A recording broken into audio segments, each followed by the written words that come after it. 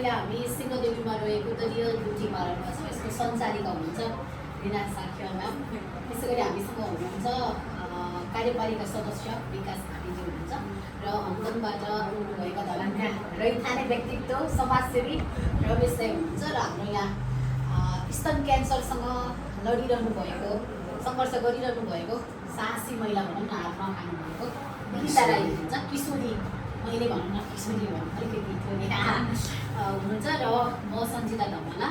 So अहिले हामी किन यहाँ जम्मा भएका छौँ, किन भेला भएका छौँ भने द रियल ब्युटी पार्लरले चाहिँ फ्री कोर्स पार्लर मेहेन्दीको कोर्सहरू गराइरहने क्रममा चाहिँ हामी बिना म्यामसँग भेट भएको थियौँ। यो कुरा चाहिँ रमेश दाईले हेर्नु भएको थियो र सबैजना यहाँ सिकिरहनु भएको छ। त्यसमध्ये पनि विभिन्न व्यक्तित्वको हुनुहुन्छ भन्ने एकजनालाई म केही सहयोग गर्छु भन्ने क्रममा चाहिँ हामीले विनिता राई हुनुहुन्छ। उहाँ हजुर धरान कतिबाट पो हुनुहुन्छ? धरान 17बाट हुनुहुन्छ। शारीरिक पीडा मात्र होइन, मानसिक आर्थिक सबै पीडा भोग्नु परि नै हाल्छ स्तन क्यान्सर जस्तो जटिल रोगसँग लड्ने क्रममा। यस्तो क्रममा पनि आत्मबल बढाउनको लागि हामी पनि छौँ है। तपाईँको सपना यो आर्थिक सहयोग मात्र होइन, तपाईँको सपना बचाउनको लागि हामी पनि समाजमा दाजुभाइ छौँ चेलीलाई भनेर चाहिँ हाम्रो रमेश सरले चाहिँ उहाँले अहिले बेसिक कोर्स गर्दै हुनुहुन्छ। उहाँलाई चाहिँ इच्छा रहेछ डिप्लोमा कोर्स गर्ने। सो उहाँले चाहिँ आज यो आर्थिक सहयोग नभएर उहाँको सपना साकार गर्नको लागि सहयोग हुनेछ।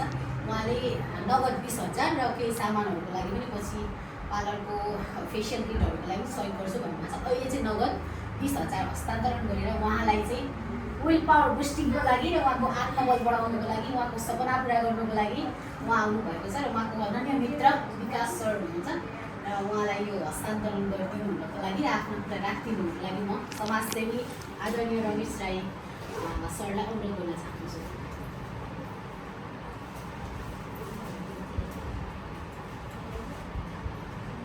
यो सिप सिक्ने यात्रामा साथ दिनु सबैभन्दा ठुलो मानवता हो। उहाँले चाहिँ अन्य व्यक्तिलाई पनि सहयोग गरिरहनु भएको छ। धरान आउँदा कहिले रित्तो आउनुहुन्न। मानवता त अब खाना दिनु लाउन दिनु सबै कुरामा मानवता हुन्छ, तर सिप सिक्ने सपनालाई साकार गर्नु अर्को ठुलो मानवता हो। सो यो अवसर प्लिज आदरणीय जति पनि यो अहिले हामीलाई मिडियामा हेरिरहनु हुँदै सम्पूर्ण दर्शक अथवा सामाजिक उयसमा जोडिनु भएका साथै धरानका अथवा धरान बाहिरका नेपालीहरू हङकङर्सहरू, खास यो मेरो लागि क्रेडिट होइन, उहाँहरूले क्रेडिटै दिनु पऱ्यो भने नितान्त हङकङर्स नेपालीहरूलाई हो। उहाँहरूले चाहिँ वास्तवमा म धरान आउने भएकोले गर्दा पहिला यो युपी क्याम्प मर्चुरी फ्युचरको लागि चाहिँ उहाँहरूले रकम आर्थिक योगदानको लागि चाहिँ आर्थिक योगदान चाहिँ सङ्कलनमा चाहिँ मलाई साथ दिनुभएको थियो। उहाँहरूलाई मेरो धेरै बिग सल्युट छ। साथै हामी सम्पूर्ण उसकोबाट उहाँहरूकै मार्फत जुन चाहिँ अब त्यहाँ 13,20,000 चाहिँ सङ्कलन भएको थियो, त्यसमा पनि 12 लाख चाहिँ मर्चुरी फ्युचर बिपी मेमोरियललाई चाहिँ युकेबाट पनि त्यस्तै गरी सङ्कलन रकमहरू ल्याएको रहेछ। 2टा मर्च गरेर चाहिँ त्यहाँ चाहिँ एउटा कन्टेनर मर्चुरी फ्रिजर लास राख्ने आइस बाकस त्यहाँ चाहिँ 12 लाख चाहिँ अब ह्यान्डओभर भयो। साथै त्यसपछि रहेको चाहिँ 1,20,000मा चाहिँ अब 20,000 चाहिँ हाम्रो बहिनी विनिता राई, उहाँ क्यान्सर पीडित हुनुहुँदो रहेछ, एकदमै यङ हुनुहुन्छ, किशोरी हुनुहुन्छ होइन। अब उहाँलाई चाहिँ अब लाइफमा चाहिँ अघि बढ्नु, स्वास्थ्यलाई जित्नु, विल पावरको लागि पनि होइन यो ठुलो यहाँहरूले सराहनीय योगदान गर्नुभएकोमा हामी सम्पूर्ण यहाँहरूलाई आभार प्रकट गर्दछौँ, खास गरेर हङकङर्स नेपालीहरूलाई होइन। अनि त्यही भएर चाहिँ उहाँको यही मात्र सबै थोक होइन, लाइफ भन्ने कुरा धेरै स्ट्रगल्सहरू गर्नुपर्ने हुन्छ। स्ट्रगल्सभित्र चाहिँ तपाईँ हामीले चाहिँ एउटा यो प्रोत्साहन, सानो एउटा प्रोत्साहन मात्र सम्झिनु होला। साथै जो तमाम हेरिरहनु हुने हङकङर्सहरू मात्र होइन, कतार, दुबई, मलेसिया होस्, चाहे होइन बहराइन होस्, युके, कोरिया, कहाँ छौँ होइन, अब यो इजरायल, हाम्रो नेपालीहरू त यसरी त बसेको छ होइन। यहाँहरूले नै हेर्नुहुन्छ भने उहाँहरूलाई सहयोग गर्न सक्नुहुन्छ।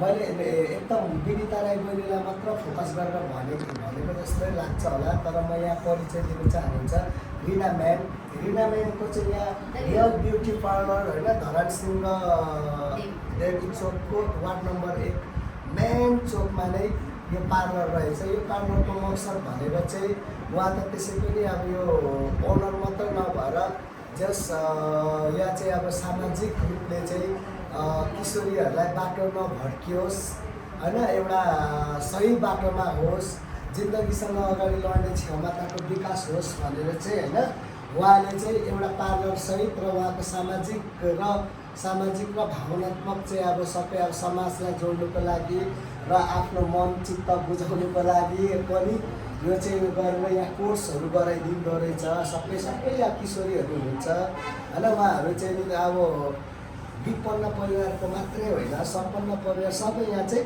एउटा इन्स्टिच्युट नै जस्तो रहेछ होइन। मलाई खुसी लाग्यो 73 जना किशोरीहरू यसरी होइन आफ्नो विकासको लागि आफ्नो के भन्छ सिपमूलक उयसमा विकासको लागि होइन अगाडि बढेको हामी त मैले मात्रै होइन, हामी सबैले सम्पूर्णले यसमा देख्नु पाउँदा तपाईँलाई धेरै धेरै आभार। भविष्यमा होइन उहाँलाई पनि सम्पूर्णले सम्झिनु होला। अनि अब सिंहदेवी चोक भनेपछि त वडा पनि होला, वडा भनेपछि कार्यालय पनि होला, कार्यालय भनेपछि त्यहाँ कार्यालय प्रमुख पनि होला।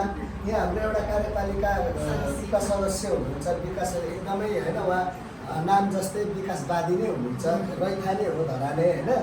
उहाँलाई पनि मैले भनिसकेको छु यदि यो वडा कार्यालयको कुनै पदाधिकारीहरूले चाहिँ आएर चाहिँ यहाँ के हो कसो हो यहाँहरूको बुझ्ने त्यो चाहिँ कर्तव्य हो भन्ने म चाहन्छु होइन। त्यति भन्दै र बहिनीबाट पनि केही तपाईँको कुरा राख्नुहोस् है। नमस्ते, म बिनिता राई, धरान चौरबाट घर चाहिँ तपाईँ यहाँ कसरी जोडिनु भयो? के गर्नु चाहनुहुन्छ? कसरी सिक्न चाहनुहुन्छ? कहाँबाट तपाईँले थाहा पाउनुभयो? थाहा पाएको चाहिँ संयुक्त नेतृत्वबाट थाहा पाएर चाहिँ आएको। सहयोग गर्ने रमेश दाइले धन्यवाद, सङ्गीता म्यामहरूलाई यो सरलाई धेरै धेरै धन्यवाद। तपाईँलाई के अब डिप्लोमा सिकेर के गर्नु मन छ? कसरी रोगसँग लडिरहनु भएछ? सहयोग गर्दा कस्तो लाग्यो? एकदम खुसी लाग्यो। सरप्राइज हो यो तपाईँलाई, थाहा नै नभइकन आज थाहा नै थिएन मलाई। क्लास आउनुभएको मान्छे अचानक सहयोग लिएर आउनुभएछ। आउनुभयो सर।